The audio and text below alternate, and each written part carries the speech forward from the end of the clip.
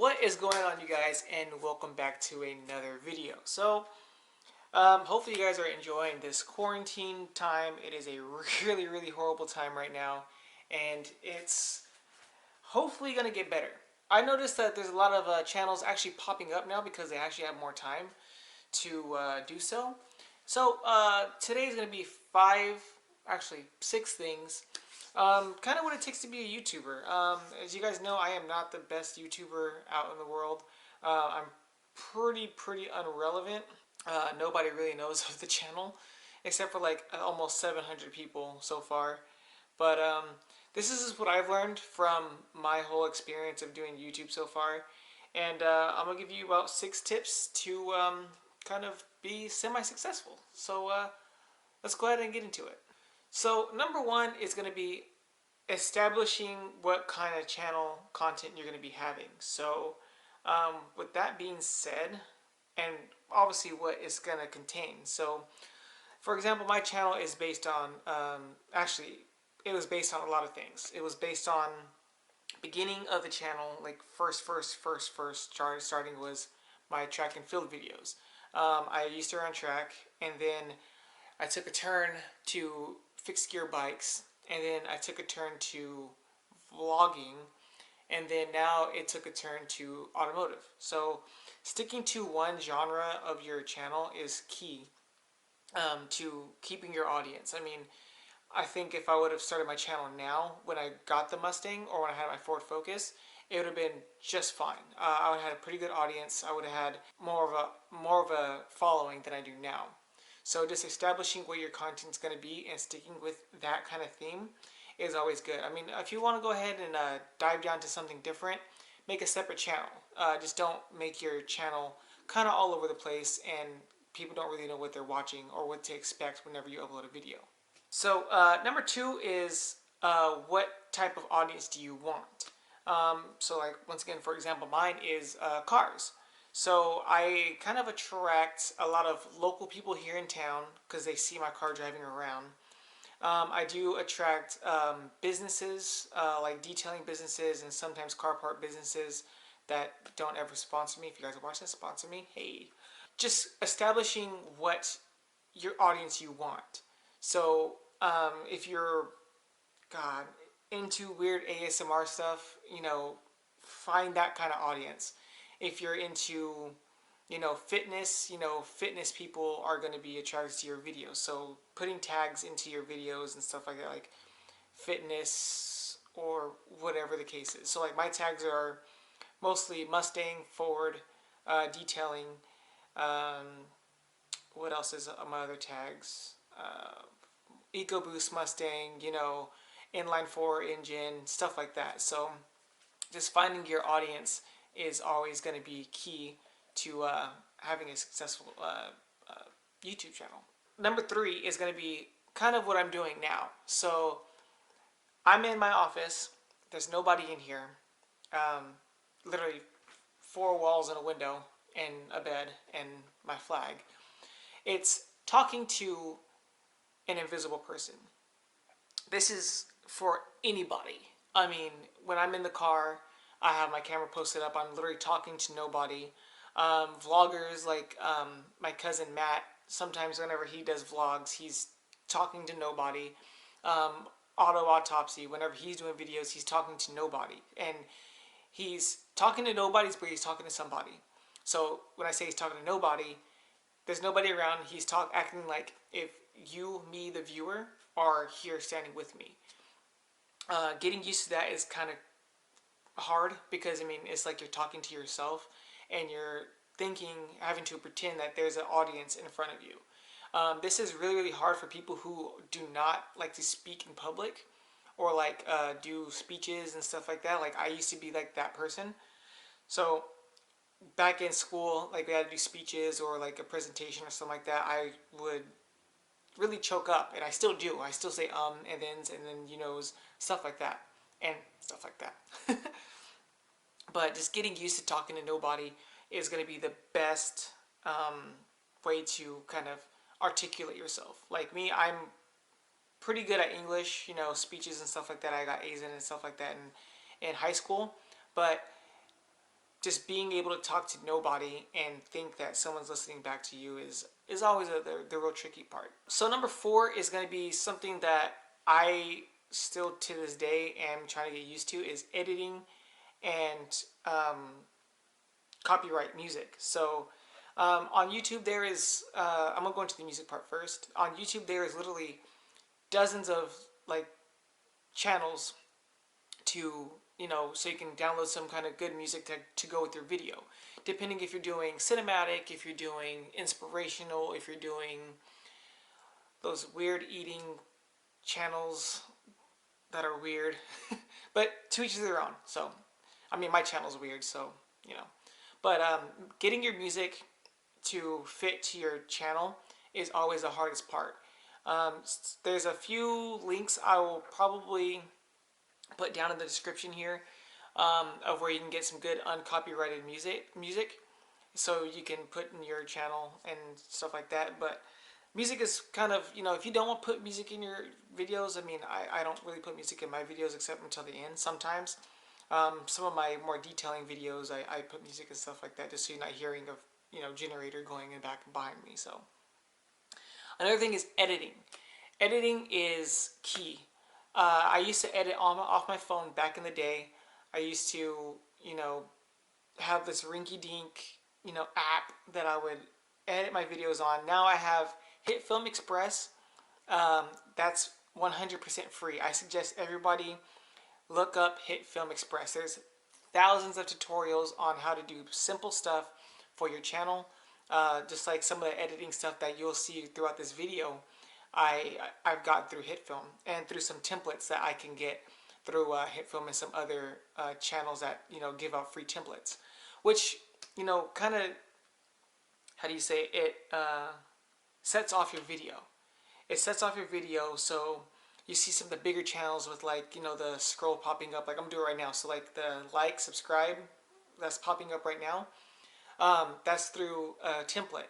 And if you guys haven't already, like and subscribe. But and share and hit the bell icon.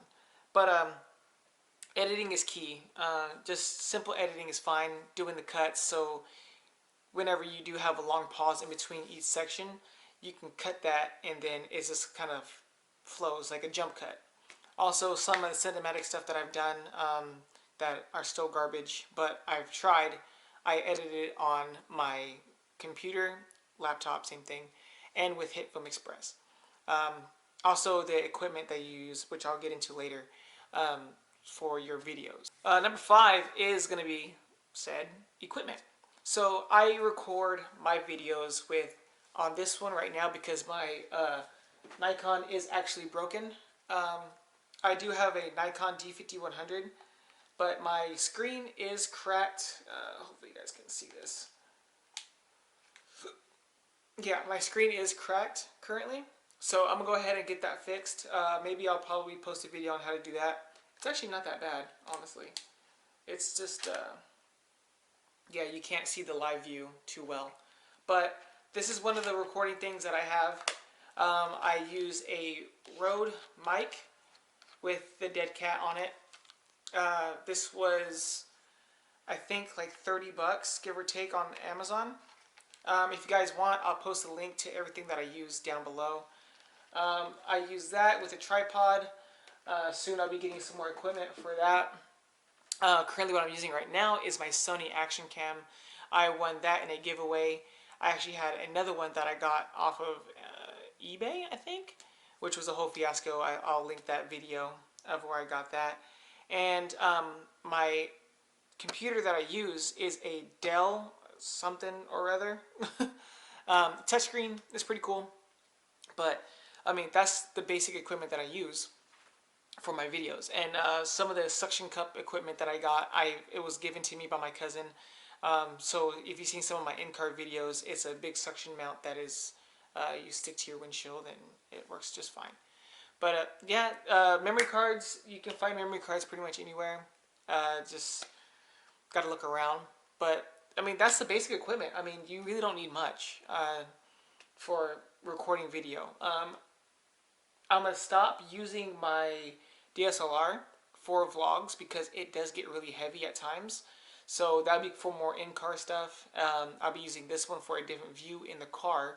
So just having the right equipment is really key to if you what you want to do for your channel. I mean, a lot of people use action cams, GoPros, some like the other GoPro stuff, Sony. I forgot what other like I can't remember what other like companies for like the action cams they come with, but so also some use Nikon, Canon, Sony. They use I can't remember the other company names, but to each is their own. If you know how to use that certain format, then use it. It took me a while to learn Nikon's format. I had to use. I had to actually ask my cousin dozens of times on how to use the camera to do what I want to do. It's lighting. It's a bunch of tutorials on YouTube as well. So equipment is key, but it's kind of up to you what you want to use. Number 6, which is the final one, is going to be, which I am horrible at, is going to be being consistent and having a schedule. You guys know I'll record a video and won't post it for like a month. Just because at the time, before this whole outbreak happened, I was really busy with work. So just being consistent is, key. So if you have a schedule, so Monday through Friday or Monday through Sunday, you record Monday, you put it out Tuesday. You record Tuesday while you're editing that video, it goes out every other day. So you would Tuesday, Wednesday, and possibly Friday or Saturday. Depends on how your schedule is. Just being consistent is key. Having a set time where you try and put out your videos. YouTube does have a premiere button, so you can premiere it at a certain day while you're recording the next video if you have that much content coming out. So like for me right now, it's really dead. It's just a lot of in-home stuff. I don't have any installs for the car, so right now I can pretty much record all day and put out that all day footage from each segment of whatever video topic I'm doing and just split it up in the days. So that's key, being consistent. I am not consistent. I do not have a schedule. I just kind of put out videos whenever I can, whenever I have a chance. So that's one thing that's going to be key for being a successful YouTuber. That is my 6, steps or guidelines to kind of be a good YouTuber. I mean, like I said, I am by no example a good YouTuber. I don't record. Like I said, I'm not consistent with my recordings. I don't do certain things that I should have done. If I could go back and start a new channel, I totally would, and I think it would blow up.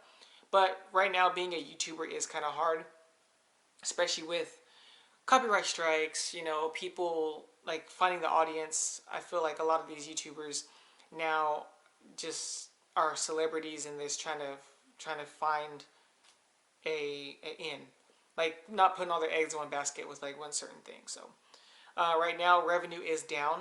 I do not get revenue at all because I am not monetized. By being monetized, you guys can help me with that, is sharing, liking, and subscribing to my videos. But I guess revenue is down for some of the bigger YouTubers because people are staying inside and watching videos, but it's not a big moneymaker for them. You can also post your videos on Facebook and be monetized through Facebook as well. I have not done that just because this isn't my income. You know what I mean? I actually have a real job. Kind of, not right now, but I actually have a real job that I make money from. So YouTube is just a fun thing that I want to do. Being monetized is cool, but I digress. So if you guys enjoyed this video, please, like I said, like, subscribe, hit the bell icon to be notified for when my videos do come out. And with all that being said, guys, please be safe out here. Please stay inside, wash your hands. My hands are always dry because I wash my hands every time I do something. So with all that being said, guys, stay focused, guys. Be safe. I'm out of here. And there's some new stuff coming along in the channel. Just wait and see. Peace out, guys.